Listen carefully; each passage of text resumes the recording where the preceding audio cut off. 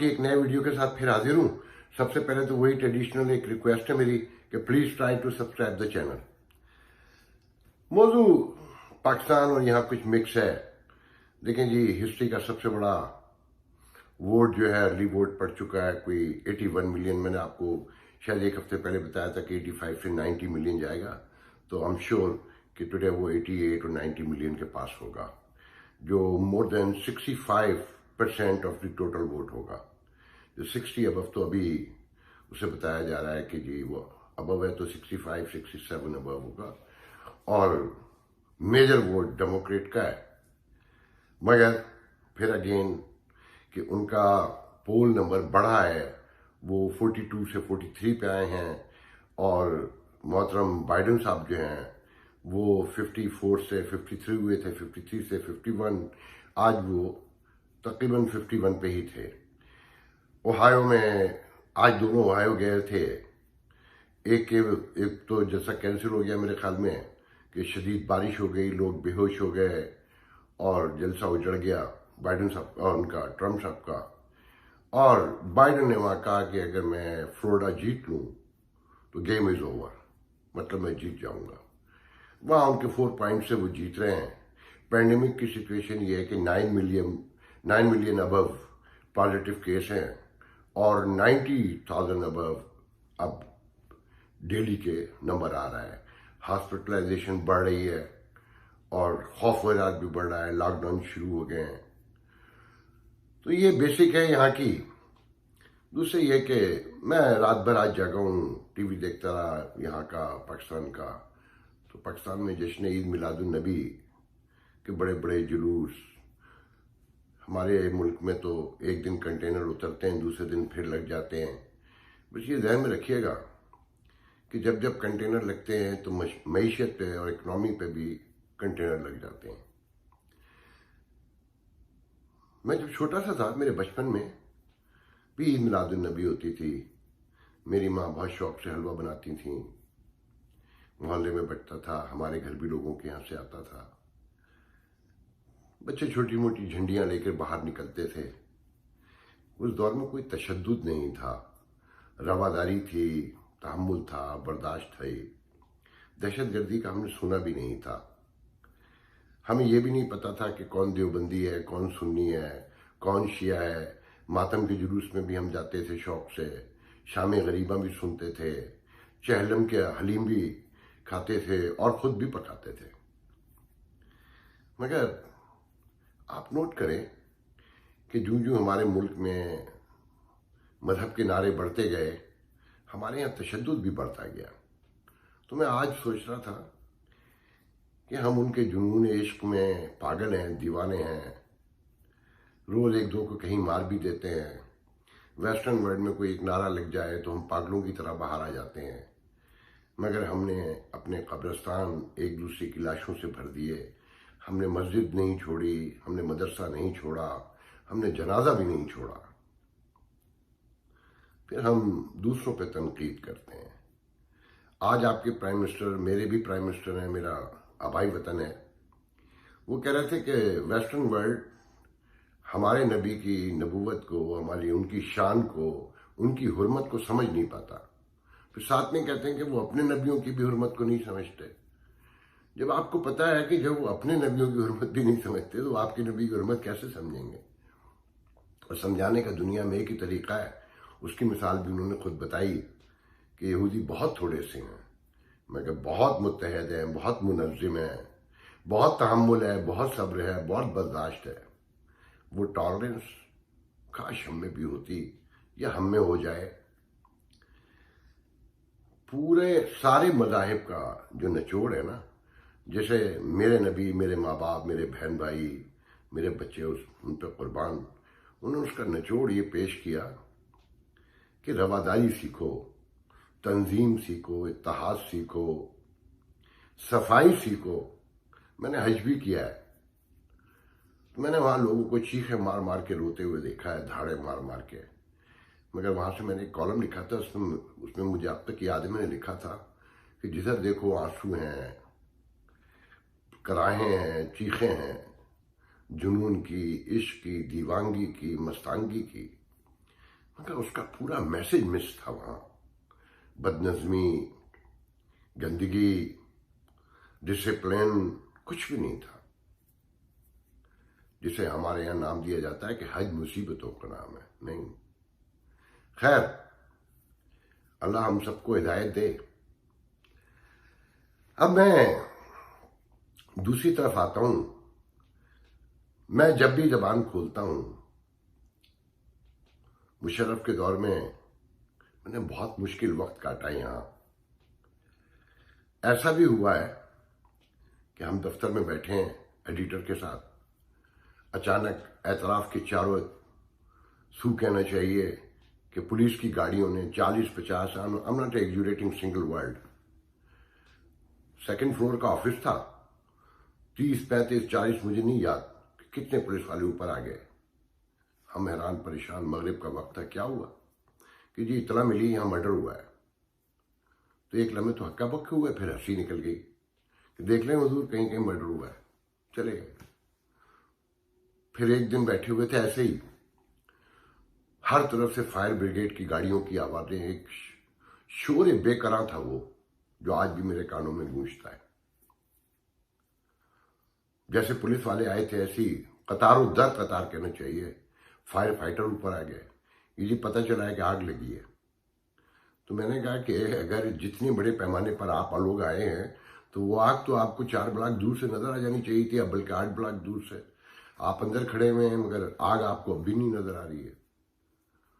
तो बहरहाल वो अपनी ड्यूटी फर्ज कर रहे थे, निभा रहे थे। ये वो दौर था जब पीसीओ से लोग बहुत फोन करते थे, तो रोजाना हर दूसरे दिन एक आध कॉल आती थी कि तुझे कत्ल कर देंगे, तुझे मार डालेंगे।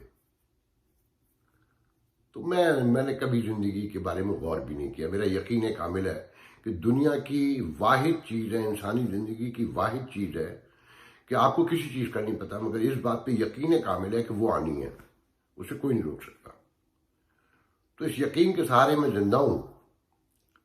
तो अभी लास्ट वीक सैटरडे को मैं घर में अकेला था, एक फोन आया। जो साहब थे वो पाकिस्तान के हर हुक्मरान के दोस्त रहे हैं, अब भी हैं, पैसे हैं, लोअर मिडिल क्लास से उठकर आए हैं। वो शायर इनकलाब जोश मली आबादी ने कभी एक मिसरा कहा था, मुझे पूरा शेर तो याद नहीं है।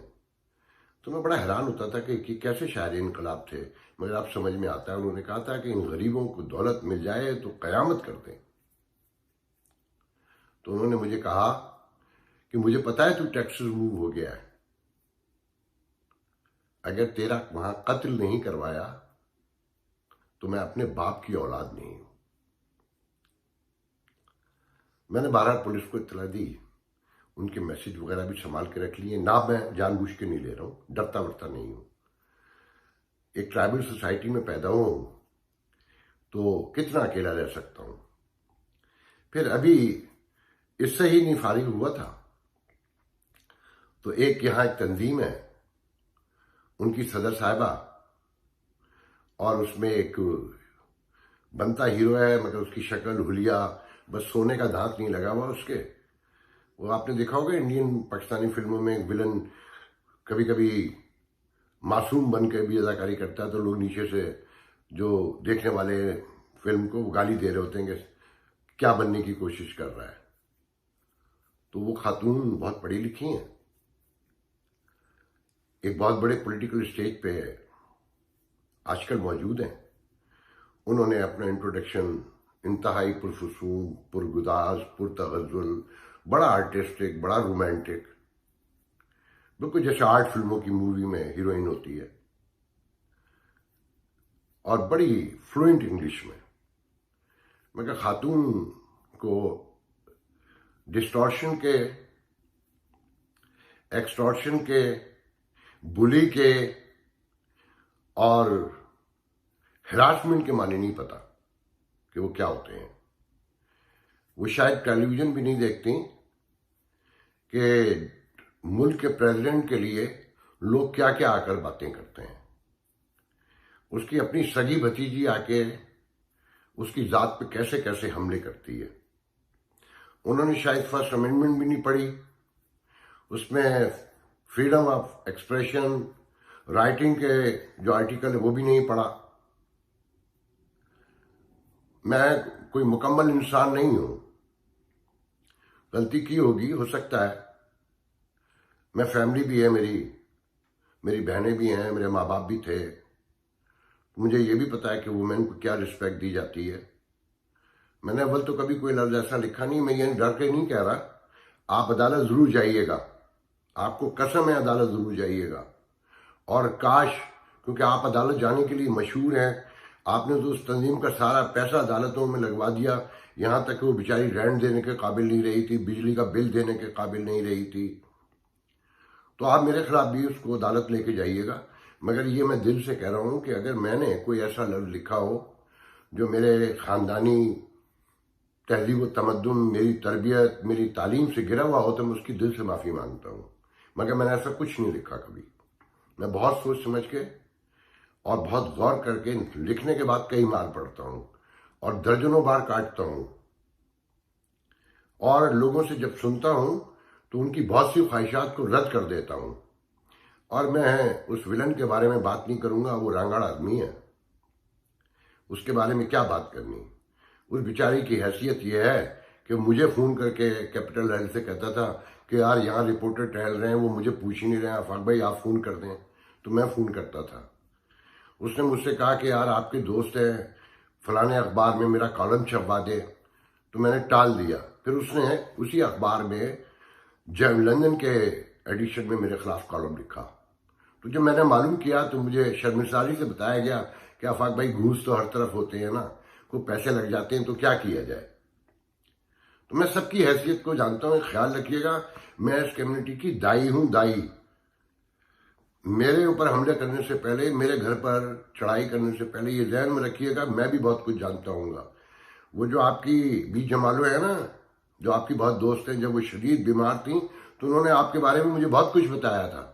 जब आपको बताया था तो मुझे भी बहुत कुछ बताया था। मगर मैं अपने ज़र्फ से नहीं गिरूंगा, क्योंकि मेरे उस्तादों ने बताया था कि जब कलम हाथ में आता है या ज़बान जब खुलती है तो इंसान की तहजीब, उसका तमद्दुन, उसकी तालीम, उसकी तरबियत पता चलती है। मैं ऐसा कुछ नहीं करूँगा। मैं किसी की ज़ातियात पे हमले नहीं करूँगा। ये मेरा प्रोफेशन है। मैंने 25 साल अखबार निकाला है। मैंने अखबार बंद, मैं इस इंडस्ट्री का बानी हूँ। पहली बार कह रहा हूँ कैमरे के सामने बैठ के, मैं अमेरिका में प्रिंट मीडिया का, पाकिस्तानी प्रिंट मीडिया का बिजनेस वाइज बानी हूँ। अगर मुझे कभी किसी ने पैसे दिए हैं तो उसकी 4 गुना कीमत मुझसे वसूल की है। और जो लोग ये कहते हैं कि मैंने ब्लैकमेल किया है, तो वो सब जमा होकर अदालत आए। अगर किसी ने मुझे पैसे दिए होंगे तो मैं साबित कर दूंगा कि मैंने उसके रिटर्न में 4 गुना दिया है, जिसकी वो औकात भी नहीं रखता था। मैं बहुत नहीं बोलना चाहता। मैं इस गुफ्तगू को यहीं ख़त्म करता हूँ। और मैं उस तंजीम से कहूँगा कि ये वाक़या यूँ हुआ है कि जब 2.5 साल पहले मैंने शिकायत की थी और बताया था कि आपके क्या वाक़या हुआ है, आप जो लोगों की मदद के हवाले से गुफ्तगू करते हैं, अगर लोग मदद के लिए आते हैं तो वहाँ उनके साथ क्या होता है, और आप लोगों ने खामोशी इख्तियार की थी। मुझे ये भी पता है कि आज बोला क्यों जा रहा है कि लोगों की टांगें काँप रही हैं। उन्हें मालूम है, उन्हें फ्यूचर के हवाले से बहुत कुछ पता है। तो वो अदालत भी जाएं, वो जो चाहें करें। अगर मैंने इस मुल्क में अपने अखबार में, जब मैं 25 साल अखबार निकाला तो 4 मुकदमे मुक्त हैं। और मैं फ़ख्र से, अल्लाह से आजिज़ी के साथ कहता हूँ, मैं चारों में कामयाब सुरखरू होकर निकला था। मैं भागा नहीं था।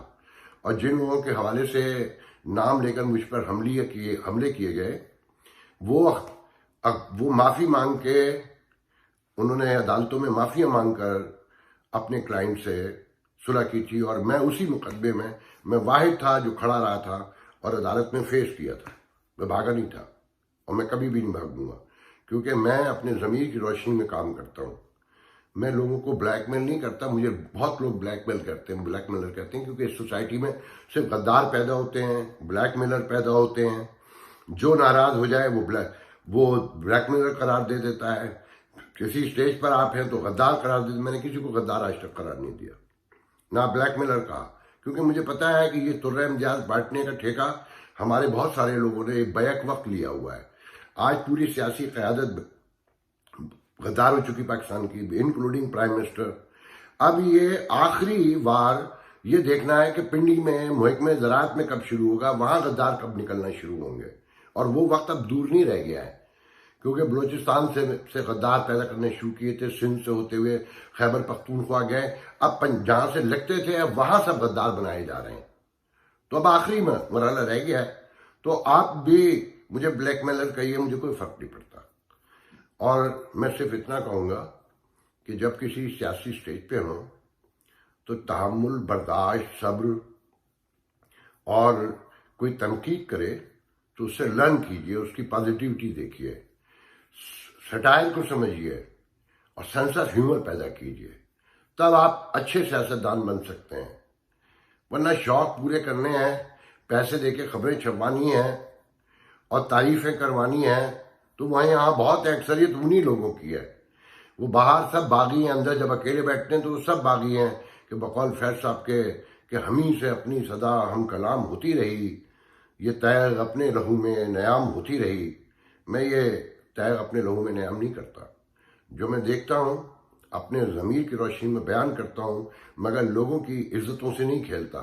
मैं किसी को ब्लैकमेलर करार नहीं देता। मुझे पता है ये काम क्यों हो रहा है, किसके डांडे कहाँ मिलते हैं। मैं ये सारे मसाइल से गुजर चुका हूँ। एक बार फिर सही सॉरी, मैं अपने दीगर सुनने वालों से, देखने वालों से मादत ख्वाह हूँ। मैं इंशाल्लाह अपने मौजू को, खारजा पॉलिसी को कंटिन्यू करूँगा, मगर कल करूँगा। अल्लाह।